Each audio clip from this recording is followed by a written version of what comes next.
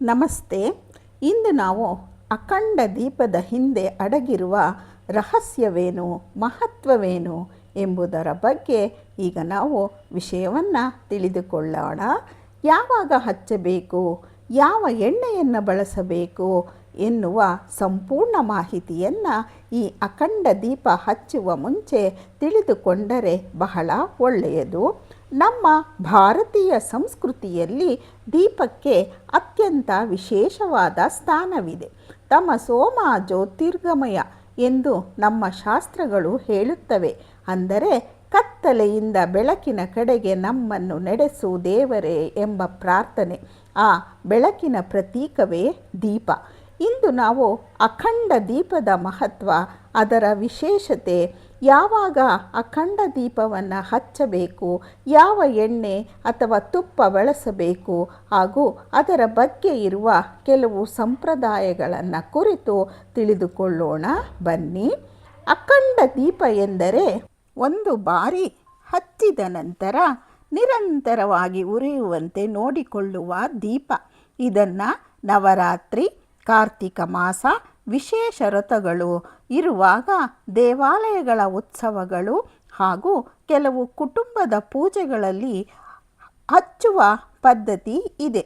ಭಕ್ತರ ನಂಬಿಕೆಯ ಪ್ರಕಾರ ಅಖಂಡ ದೀಪ ಉರಿಯುತ್ತಿರುವ ಮನೆಯಲ್ಲಿ ಸಕಾರಾತ್ಮಕ ವಾತಾವರಣ ನಿರ್ಮಾಣವಾಗುತ್ತದೆ, ಮನಸ್ಸಿಗೆ ನೆಮ್ಮದಿ ಸಿಗುತ್ತದೆ ಮತ್ತು ದೇವರ ಸಾನ್ನಿಧ್ಯವನ್ನು ಅನುಭವಿಸುತ್ತಾರೆ ಎಂದು ಅನೇಕರು ನಂಬುತ್ತಾರೆ. ಅಖಂಡ ದೀಪವನ್ನು ಹೆಚ್ಚಾಗಿ ಶುದ್ಧ ತುಪ್ಪ ಅಥವಾ ಎಳ್ಳೆಣ್ಣೆಯಿಂದ ಹಚ್ಚುತ್ತಾರೆ. ಕೆಲವರು ತಮ್ಮ ಕುಟುಂಬದ ಸಂಪ್ರದಾಯದಂತೆ ಬೇರೆ ಎಣ್ಣೆಯನ್ನೂ ಬಳಸುತ್ತಾರೆ. ನಿಮ್ಮ ಮನೆಯ ಸಂಪ್ರದಾಯವನ್ನು ಪಾಲಿಸುವುದು ಉತ್ತಮ. ಅಂದರೆ ಕೊಬ್ಬರಿ ಎಣ್ಣೆ ಇಲ್ಲ ಕಡಲೆಕಾಯಿ ಎಣ್ಣೆ, ಇಂಥ ಉತ್ತಮ ಎಣ್ಣೆಯನ್ನು ದೀಪ ಹಚ್ಚುವುದಕ್ಕೆ ಬಳಸುತ್ತಾರೆ. ದೀಪದ ಬತ್ತಿ ಹತ್ತಿಯಿಂದ ಮಾಡಿರುವುದು ಉತ್ತಮ ಎಂದು ಹೇಳಲಾಗುತ್ತದೆ. ದೀಪವನ್ನು ಪೂಜಾ ಕೋಣೆಯಲ್ಲಿ ಸುರಕ್ಷಿತ ಸ್ಥಳದಲ್ಲಿ ಇಟ್ಟು ಎಣ್ಣೆ ಅಥವಾ ತುಪ್ಪ ಕಡಿಮೆಯಾಗದಂತೆ ಸಮಯಕ್ಕೆ ಸರಿಯಾಗಿ ಹಾಕುತ್ತಾ ಇರಬೇಕು. ಇಲ್ಲಿ ಒಂದು ವಿಷಯವನ್ನು ನೆನಪಿಟ್ಟುಕೊಳ್ಳಿ. ಅಖಂಡ ದೀಪ ಹಚ್ಚುವುದರಿಂದ ಜೀವನದ ಎಲ್ಲ ಸಮಸ್ಯೆಗಳು ತಕ್ಷಣವೇ ಪರಿಹಾರವಾಗುತ್ತವೆ ಎಂದು ಹೇಳಲು ಸಾಧ್ಯವಿಲ್ಲ.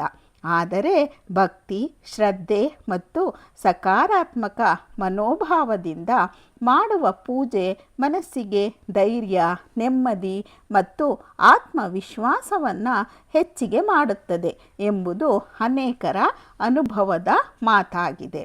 ಅಖಂಡ ದೀಪ ಹಚ್ಚುವಾಗ ಮನೆಯವರು ಸಾಧ್ಯವಾದಷ್ಟು ಶಾಂತ ವಾತಾವರಣವನ್ನು ಕಾಪಾಡುವುದು, ದೇವರ ನಾಮಸ್ಮರಣೆ ಮಾಡುವುದು ಮತ್ತು ಪ್ರತಿದಿನ ಪ್ರಾರ್ಥನೆ ಸಲ್ಲಿಸುವುದು ಉತ್ತಮ ಎಂದು ಸಂಪ್ರದಾಯ ಹೇಳುತ್ತದೆ. ಈ ದಿನಗಳಲ್ಲಿ ಮಾಂಸಾಹಾರವನ್ನು ತ್ಯಜಿಸುವುದು ಉತ್ತಮ. ಹಾಗೆಯೇ ದೀಪವನ್ನು ಗಾಳಿ ಬೀಸದ ಕಡೆ ಮತ್ತು ಮಕ್ಕಳ ಕೈಗೆ ಸಿಗದ ಹಾಗೆ, ಬೆಂಕಿ ಅವಘಡಗಳ ನಡೆಯದಂತೆ ಸುರಕ್ಷಿತ ಸ್ಥಳದಲ್ಲಿ ಇಡುವುದು ಬಹಳ ಮುಖ್ಯ. ಧಾರ್ಮಿಕ ಆಚರಣೆಯ ಜೊತೆಗೆ ಸುರಕ್ಷತೆಯೂ ಅಷ್ಟೇ ಮುಖ್ಯ. ಸ್ನೇಹಿತರೆ, ದೀಪವು ಕೇವಲ ಬೆಳಕನ್ನು ನೀಡುವುದಲ್ಲ, ಅದು ನಮ್ಮ ಜೀವನದಲ್ಲಿ ಜ್ಞಾನ, ಆಶೆ, ಧೈರ್ಯ ಮತ್ತು ಸಕಾರಾತ್ಮಕತೆಯ ಸಂಕೇತವಾಗಿದೆ. ಆದ್ದರಿಂದ ಅಖಂಡ ದೀಪವನ್ನು ಭಕ್ತಿಯಿಂದ, ಶ್ರದ್ಧೆಯಿಂದ ಹಾಗೂ ಸುರಕ್ಷಿತವಾಗಿ ಹಚ್ಚಿ ದೇವರ ಕೃಪೆಗೆ ಪಾತ್ರರಾಗೋಣ. ಈ ಮಾಹಿತಿ ನಿಮಗೆಲ್ಲ ಇಷ್ಟ ಆಯಿತು ಅಂತ ಅನಿಸುತ್ತೆ.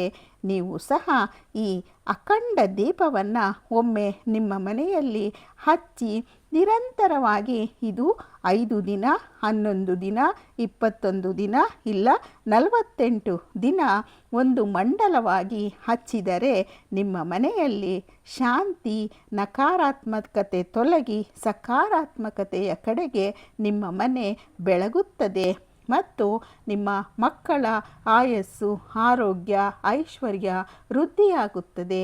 ನಿಮ್ಮ ಮಕ್ಕಳ ಓದು ಅಂದರೆ ಎಜುಕೇಷನ್ ಸಹ ಸರಳವಾಗಿ ಅವರಿಗೆ ಅರ್ಥವಾಗುವಂತೆ ಅವರ ಗುರಿಯನ್ನು ತಲುಪುವಂತೆ ಈ ಅಖಂಡ ದೀಪವು ನಮಗೆ ಮಾರ್ಗವನ್ನು ತೋರಿಸುತ್ತದೆ.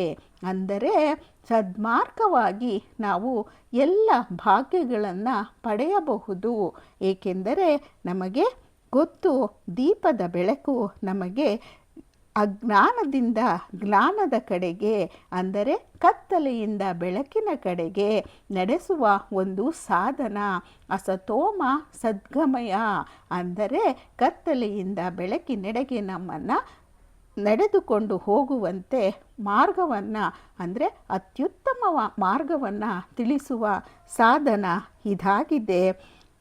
ಮತ್ತು ಇಂತಹ ಧಾರ್ಮಿಕ ಹಾಗೂ ಉಪಯುಕ್ತ ಮಾಹಿತಿಗಳನ್ನು ನಾವು ನಮ್ಮ ಚಾನಲಲ್ಲಿ ಕೊಡಬಯಸುತ್ತೇವೆ. ಧನ್ಯವಾದಗಳು. ಜಯಶ್ರೀ ಮಹಾಲಕ್ಷ್ಮಿ, ಜಯ ಶ್ರೀರಾಮ, ಓಂ ನಮಃ ಶಿವಾಯ ಅಂತ ನೀವು ಪ್ರಾರ್ಥನೆಯನ್ನು ಮಾಡಿಕೊಳ್ಳಿ.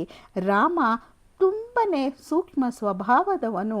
ಅವನು ನಮ್ಮ ಎಲ್ಲ ಕಷ್ಟಗಳನ್ನು ನಿವಾರಣೆ ಮಾಡುತ್ತಾನೆ. ಬೆಳಕು ಮತ್ತು ದೀಪ ಲಕ್ಷ್ಮಿಯ ಸ್ವರೂಪ.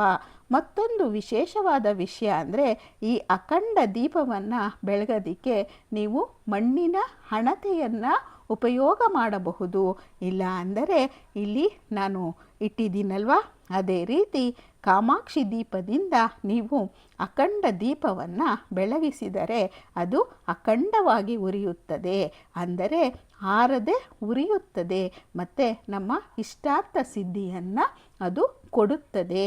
ಈ ರೀತಿ ಈ ದೀಪವನ್ನು ಬೆಳಗಿ ನಿಮ್ಮ ಮನಸ್ಸನ್ನು ಬೆಳಗಿಸಿಕೊಳ್ಳಿ ಮತ್ತು ನಿಮ್ಮ ಆಸೆಯನ್ನು ಅಖಂಡವಾದ ಆಸೆಯನ್ನು ಪೂರೈಸಿಕೊಳ್ಳಿ ಅಂತ ಹೇಳ್ತಾ ನಾನು ಈ ವಿಡಿಯೋವನ್ನು ಮುಗಿಸ್ತಾ ಇದ್ದೀನಿ.